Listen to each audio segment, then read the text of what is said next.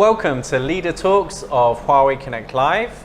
I'm very pleased to be joined today by Mr. Samir Sharma.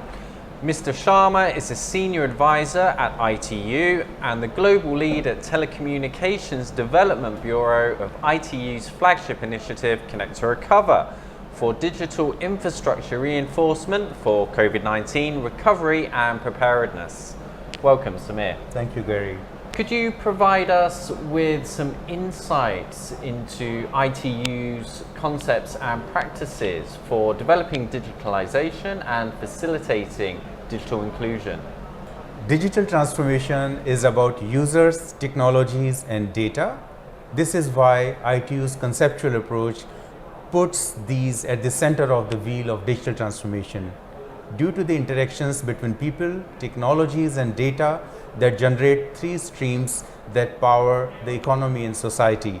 The first axis is about creating the enabling government, economic, and technological environment for everyone, everything to connect. Second, adoption is about making sure everyone is able to get online. And finally, value creation is about enabling everyone to contribute and reap the benefits brought by a digitalized society and economy.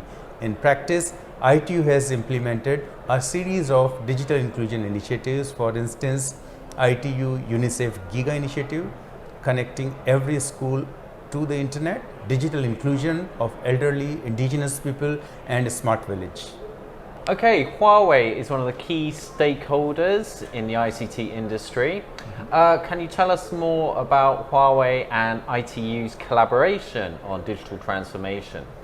Huawei and ITU has been working closely in several programs. In the past 5 years alone, the scope of these collaborations have ranged from smart cities to e-government in Asia Pacific, smart villages in Pakistan, to broadband backbone networks in Africa, ICT capacity building in general, and of course, we have worked very closely together on Connect2Recover research competition in past year.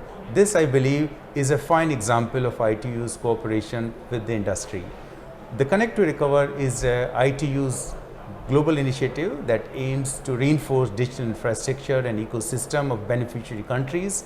Connect2Recover seeks to galvanize action for affordable and reliable connectivity as part of COVID-19 recovery strategies. To assist in this effort, ITU has organized, with support from Huawei and international competition, to identify research proposals that have potential in fostering digital inclusion and digital resilience during global recovery.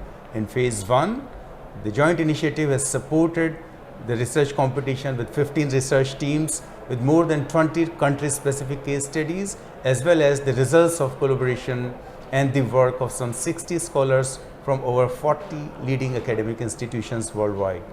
The report focuses on digital inclusion in the areas of education, health creation, job and employment, and affecting vulnerable groups, and the importance of digital resiliency building from lessons learned from COVID-19. I'm delighted to share that with Huawei's continued support and close cooperation, the second phase of this massive undertaking is well underway, with ITU organizing a Day Zero event at this year's Internet Governance Forum of United Nations to publish the findings of 15 research teams, and focus will also be on encouraging implementation and the recommendations. Okay, when it comes to reducing the digital divide, do you feel that Huawei and ITU's concepts and values are the same?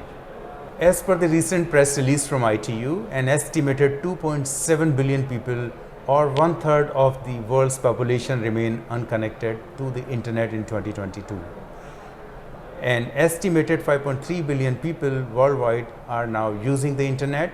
While continued growth is encouraging, the trend suggests that without increased infrastructure investment and new impetus to foster digital skills, the chances of connecting everyone by 2030 looks increasingly slim. I therefore understand that ITU has a huge task to bridge the digital divide, and we cannot do it alone.